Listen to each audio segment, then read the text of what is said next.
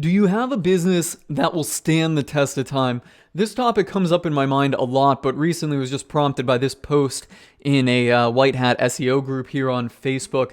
Is rank and rent considered unethical slash black hat? Okay, so rank and rent, that's one kind of quick, easy business model. It's kind of popular in the online world.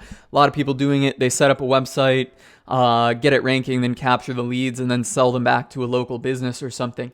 A lot of people doing that. Another reason why this comes up, I see a lot, is Shopify stores. People want to set up a Shopify store selling whatever junk they can find online, some Chinese junk that they get from DHgate or Alibaba, wherever the junk comes from, and then just gets forwarded on, and their store is really like a general store. Whatever they can sell, whatever products they can find and make a Facebook ad to it, they do. They try it, and the whole business solely exists on Facebook ads. Rank and rent, again, the whole business doesn't exist on Facebook ads, but exists solely because of Google. And I don't think these business models, I'm not going to say I don't think, I know these business models are not sustainable. We'll go back to one of my actual businesses from 2009 to 2012. I actually ran an e-commerce store, and back then e-commerce was not Facebook ads to a Shopify store.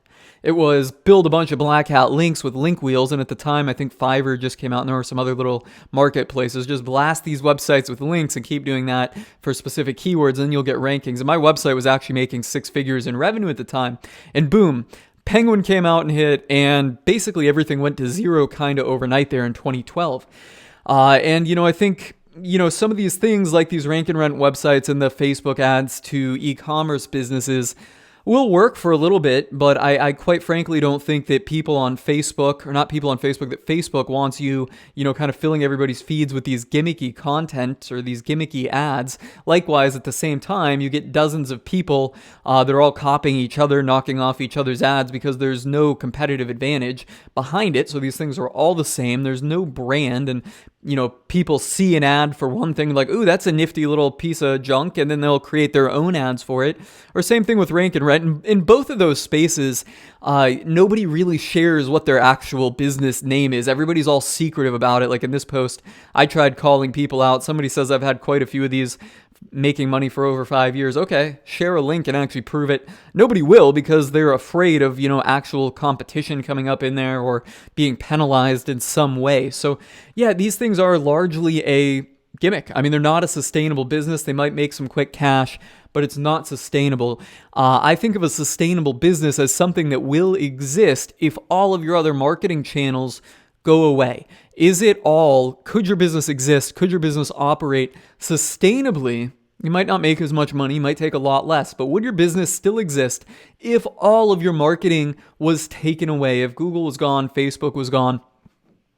And of course, some of the ways you can measure this are through tracking your referral rate and customers that come in by word of mouth and referral, customers that come in through, repeat customers, and then finally branded search has a good indicator of it. So that's what I want to get into now. In having been in kind of the small local business for a while, and both online and local business, I own a very successful local business right now.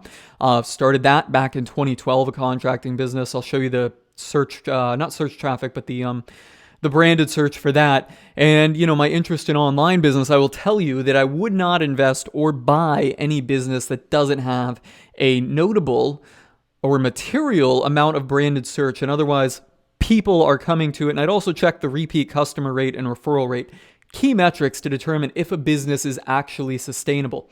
And here's what I'll show you guys. If we were to go into my company, Gulf Coast Aluminum, our search console right here, you guys get an inside view of this.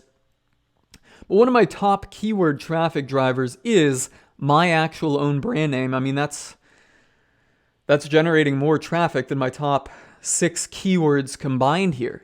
So people are actively searching for my company because they know the name. They want that actual company. And that's what Google wants to reward, is actual brand names. And of course, outside of this, not in the computer, we track our referral and repeat customer rates and look at that stuff. And if your business has none of this, if nobody is looking for your business, guess what? Newsflash, it's not sustainable. You need to change your business model here. And these rank and rent sites, Shopify sites, those are kind of the two big big ones that come to mind right now. Those are not sustainable long term because there's simply no brand behind it. Without that one traffic source, you're gone. You've got no competitive advantage. So keep that in mind, whether you're building your own business or looking to buy a business. Is this thing sustainable? Could this business exist without any marketing whatsoever?